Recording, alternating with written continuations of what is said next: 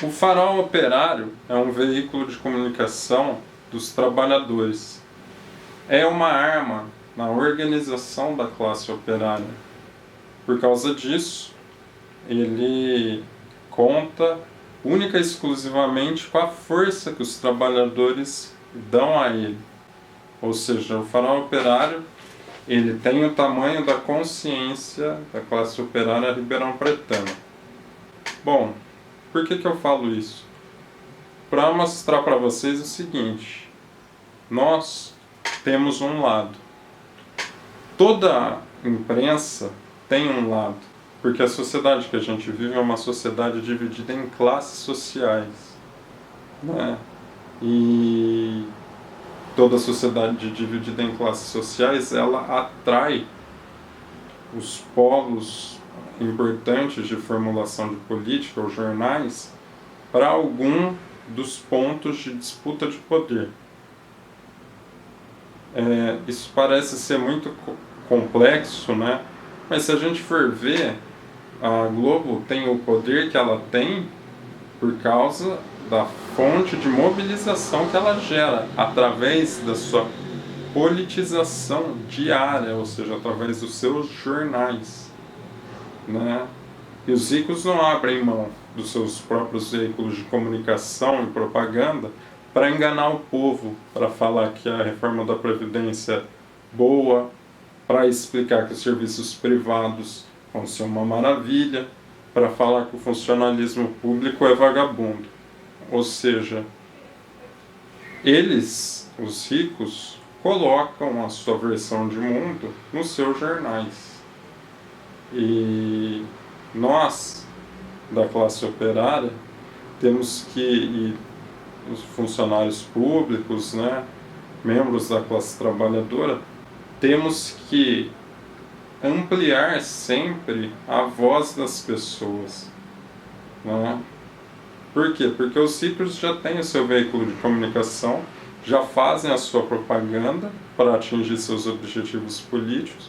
Ou alguém aqui vai acreditar que a reforma trabalhista da Previdência e todo esse caos que os golpistas estão fazendo vão colocar a economia no lugar? Alguém aqui é otário para achar que porque o dólar já está batendo, já bateu R$ 5 já. Não tem o que a gente mais ficar pensando de maneira esquizofrênica, ou seja, totalmente fora da realidade, do que realmente vai acontecer, né? A gente sabe, essa política não funcionou, né? E só que assim, houve muita propaganda para falar que essa política iria funcionar. E toda essa propaganda foi feita pela burguesia. E não cabe a nós falar o que a burguesia tem ou não que colocar dentro dos seus próprios jornais. Nós temos que esclarecer o povo para que ele saiba da nossa versão, da versão dos trabalhadores, né?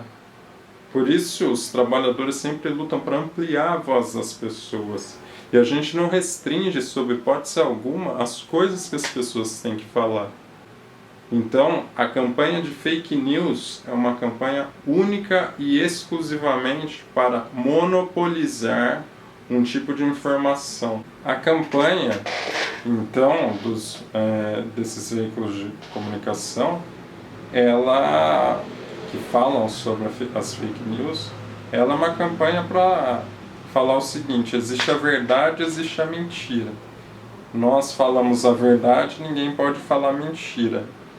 Só que eu não sei, né? Para quem estuda um pouco de política, né, sabe que dentro da política, por ser a luta por interesses, né, tem muita mentira. E cada um tem que ser livre para ter, a partir do seu próprio juízo, a escolha do que ele acha certo para ele ou não.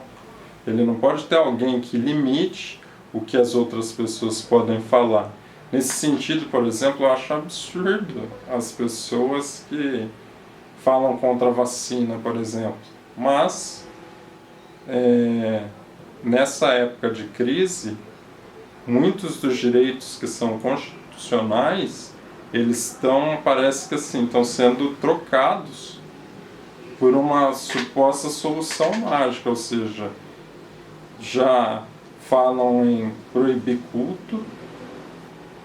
Eu sou ateu, mas isso não é uma questão de você acreditar ou não em alguma coisa, é um direito constitucional. Direito à reunião.